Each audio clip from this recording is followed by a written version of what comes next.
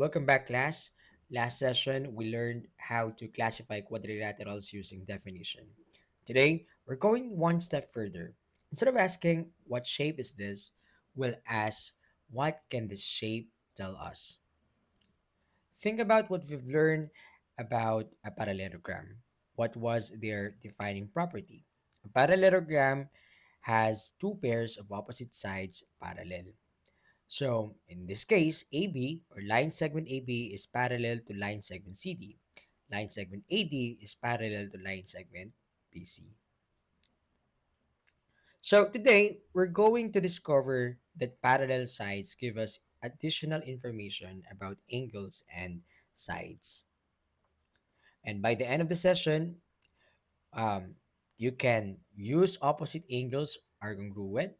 You can also use consecutive angles that are supplementary, use opposite sides are congruent, and solve algebraic equation to find the unknown measures. That's our learning target for today. So let's have a quick review. So identify the most specific classification of each shape from our previous lesson. I think shape A, we all know that. So it has opposite sides or parallel. That is a parallelogram. So this shape B is all angles are congruent or 90 degrees, and also a quality of a parallelogram. This is a rectangle. And all sides are congruent. That is a rhombus. Remember, we have to use the properties for us to classify each shape.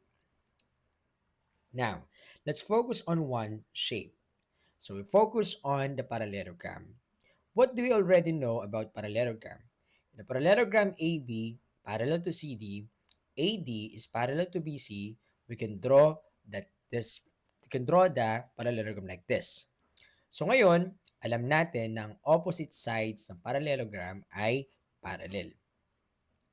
So let's try to review the properties of parallel lines. I mean parallelogram. So parallel sides leads to, we'll check the angle relationship nila. Titingnan din natin yung side relationship at yung unknown measures kung meron man. Okay? So let's try the parallelogram ABCD. We're gonna talk about the opposite angles. Ano bang quality ng opposite angles nila? So angle A and angle C, ito po yun, at saka ito. And then, they can classify as they are opposite angles, right? So, ibig sabihin, opposite angles po yung dalawang angle na yan. Sa property, kapag ka-opposite angles daw ay congruent. So, ibig sabihin, kung ano yung angle A, kung ano measurement niyan, ganun din yung measurement ng angle C. Therefore, measurement angle A is equal to measurement angle C. Okay. So, what about the pairs? Ang sabi sa pairs naman, yung opposite angles ng measurement angle A is equal to measurement angle B. Ang kapartner naman ng measurement angle B is measurement angle D. So, they are equals as well or equal as well. So, therefore, yung angle A is congruent to angle C. Si angle B is congruent to angle D. Parehas po sila ng angle measurement. Now, let's talk about consecutive angles. Sa Tagalog, magkasunod. Ang sabi sa parallelogram, ang consecutive angle are adjacent angle. So, here we have angle A and angle B ay yung dalawang angle na magkatabi. Ganon din si angle B at angle C. Ganon din si angle C at angle D, at si angle D, katabi niya si angle A. Consecutive, magkasunod. Okay? So, here we have also the supplementary property. Mahalagang-mahalaga yung consecutive, no? Yung consecutive angles are supplementary. Pag sinabing supplementary, ang measurement niyan, yung dalawang angle pag pinag-add equals daw sa 180 degrees. Kagaya ng consecutive angle A and B, yung measurement nila dapat daw equal sa 180 degrees. Ganun din si measurement angle B and C. Dapat 180 degrees, C and D, ganun din. At si D and A, that is 180 degrees. Sa madaling salita, Kapag magkatabi yung angles, dapat equal sa 180 degrees or supplementary daw yun.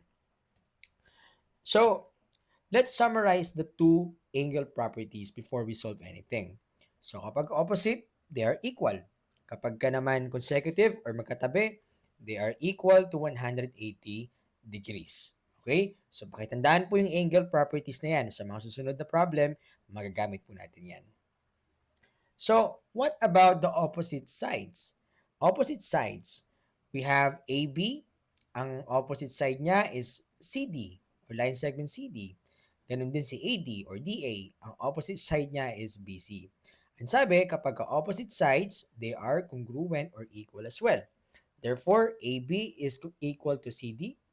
Itong AB equal yan sa CD. Ganun din si AD equal yan sa BC.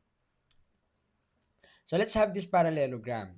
So, alam natin na opposite side sa kanila. Actually, nakita na natin kanina yan. Let's have a algebraic connection. Yung mga bagay na natutunan natin kanina. Sabi natin opposite sides are congruent. Eh, meron tayong binigay ditong problem. I mean, may binigay tayong given na sides kay AB. Ang sabi, si AB daw ay 3x plus 2. At si CD ay 5x minus 8. Ito si AB, 3x plus 2 daw yan. Si CD daw ay 5x minus 8. So then, 3x plus 2 is equal to 5x minus 8. Bakit? Si AB, sabi ko kanina, AB ay equal daw, kanino? Kay CD. Yung CD natin is 5x minus 8. Kaya ganyan ang itsura natin ngayon. So, next is, may given tayo ditong mga parallelogram DEFG. Tapos may given tayo na 4x plus 8 para sa measurement angle D. Meron tayong measurement angle 2x plus 16 para yan sa measurement angle E. At meron tayong DE na 3z minus 4. And then FG, z plus 10. Ito po yun. Okay? So, what we're going to look is the four angles and then the DE and FG. Yung mga missing sides.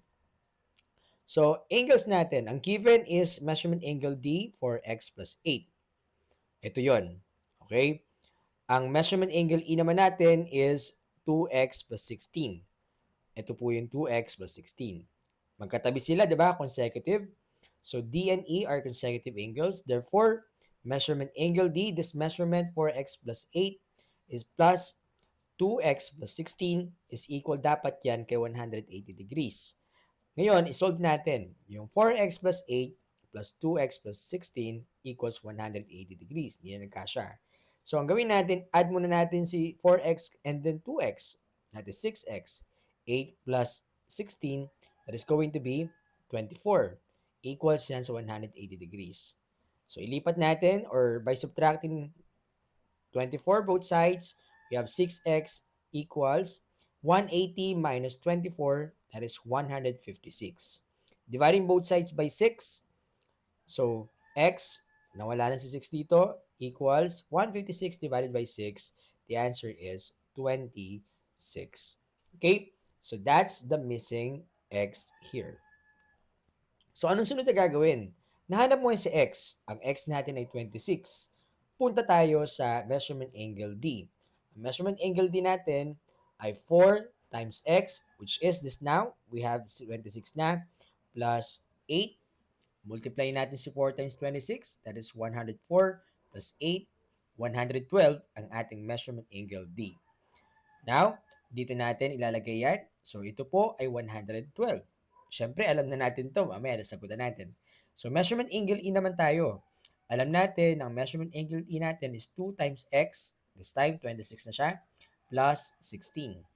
2 times 26, that is going to be 52 plus 16. The answer is 68. So, meron ka ng E. Okay? So, opposite angles are congruent. Measurement angle F is equal to measurement angle D.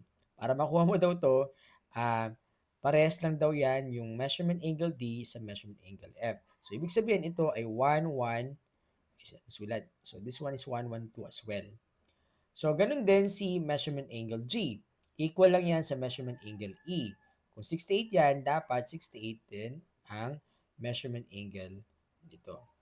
Okay? So, yan po ang ating angles. So, check nga natin. 112 plus 68, yung magkatabi, equal ba yun sa 180? Definitely, yes. Ganun din sa lahat ng side na magkakatabi, 180 po yun. So, ngayon, we talk about the sides. So, yung side naman niya, DE and FG are opposite sides. Meron tayong given dito na 3Z minus 4 para sa DE. GF, meron tayong Z plus 10. Alam natin ang opposite sides are congruent. They are equal. Therefore, DE, ito, ay equal daw sa FG. This 1. So, pag sinulat natin yan mathematically, we have 3Z minus 4 equals Z plus 10. Ngayon, para mahanap natin yung Z, kailangan natin isolve po yung Z para dito. Galing dito.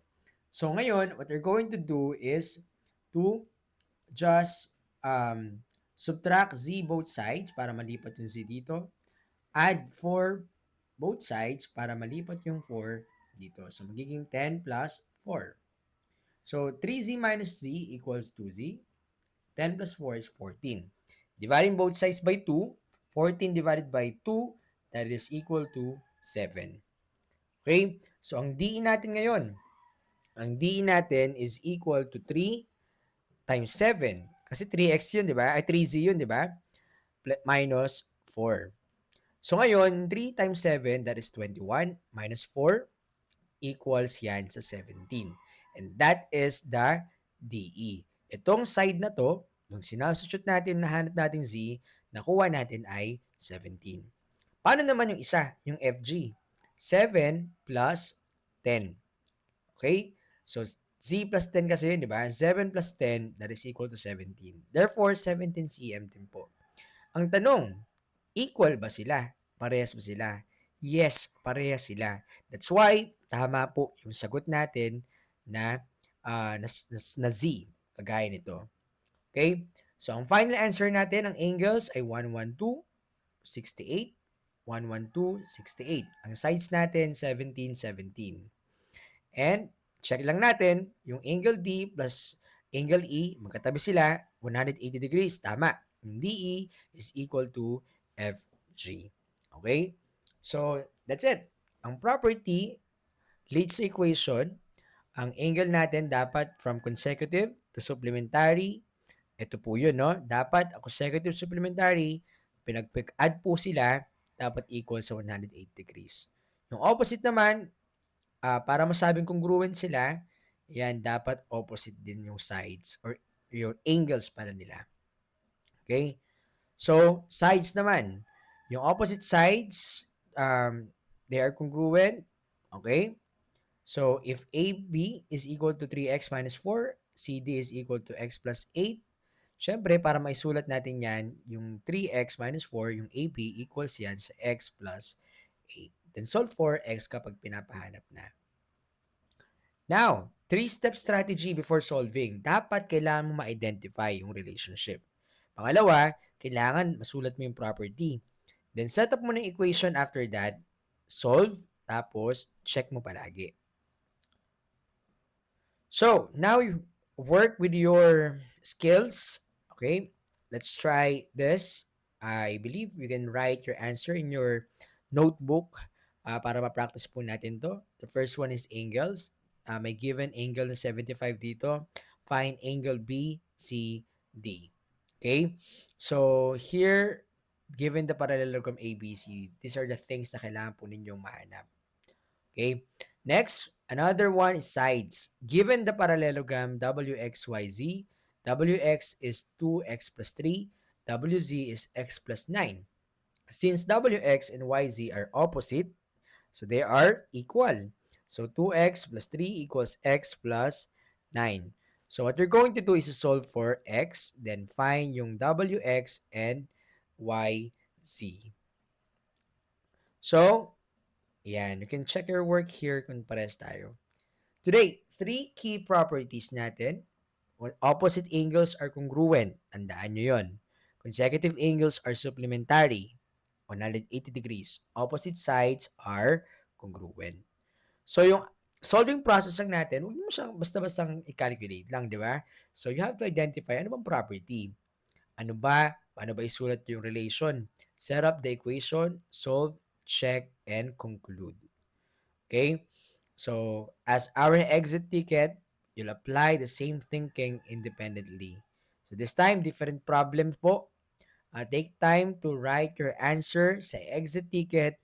Ilalagay nyo naman ito sa one half crosswise. Okay? So, ito po, ilalagay saan? Sa one half crosswise.